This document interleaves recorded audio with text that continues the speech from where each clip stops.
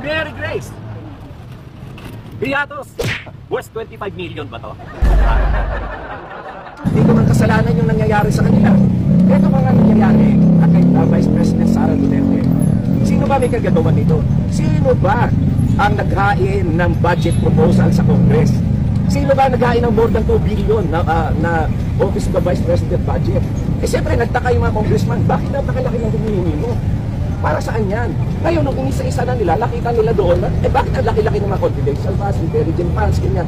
Ano ba nangyari doon sa previous na mga hinihingi mo?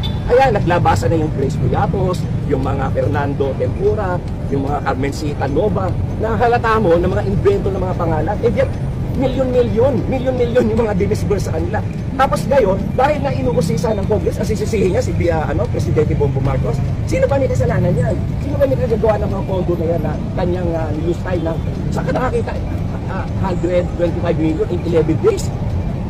Paano nangyari yun? Bakit meron bang network ang ODP na para bigyan yung mga yung mga espiya ng gobyerno? Gano'n? Wala naman silang network na gano'n eh.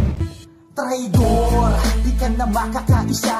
Ikaw ang sumisira sa aming pagkakaisa. Traidor, bida ka sa kabila, pero sa susunod tatraidorin mo rin sila. Traidor, tama pala aking kutob na isa ka sa mga walang utang na loob. Traidor, ubus na ang iyong kaibigan, pagsisisihan mo ako pa ang pinag-initan. Traidor, hilig mo magbalat kayo, bistado ka na hoy, wag na magbalak pa bro. Magkunwari, nako di mo na kami madadali. Tama na yung pinagpasensyahan ka namin dati. Tinuring na kapatid, ito pa yung ginante. Pinagtanggol kita noon, ngayon ako pang ginante. Wala akong pinakita sa'yo na masama, wala na tayong koneksyon, putol-putol na ang sanga. Tangina ka, pasensya ko sa'yo'y ubos. Nakasangla na ang buhay na hindi mo matutubos. Kakampihan ka lang na may mga maling mata. Respetong di mo mababawi, bagay na narimata. Kala mo walang kibo, kala mo ako'y tulog. Naakala mo di ko alam kung sino ang bulok.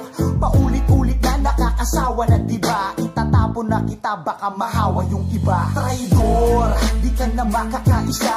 Ikaw ang sumisira sa aming pagkakaisa. Traidor, bida ka sa kabila, pero sa susunod tatraidorin mo rin sila. Traidor, tama pala aking kutob na isa ka sa mga walang utang na loob. Traidor, ubus na ang iyong kaibigan, pagsisisihan mo ako pa ang pinag-initan. Traidor, ugaling balimbing, nakakadiri ka parang sa uod hinambing. Kung sino ang kasama sasabihang magaling, pagtalikod lalaitin ang galawang pambading. O diba, kaya sa'yo'y walang naniniwala.